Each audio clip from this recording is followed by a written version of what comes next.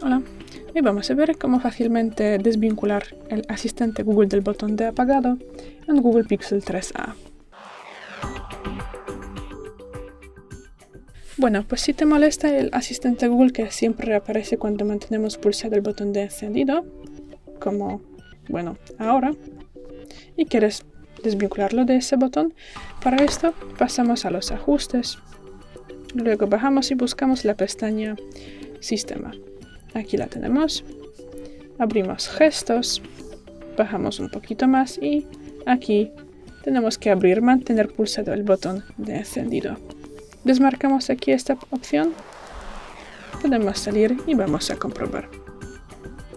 Y podemos ver que en su lugar nos aparece el menú de apagado. Gracias por ver el vídeo, déjanos un like y suscríbenos. Hasta luego.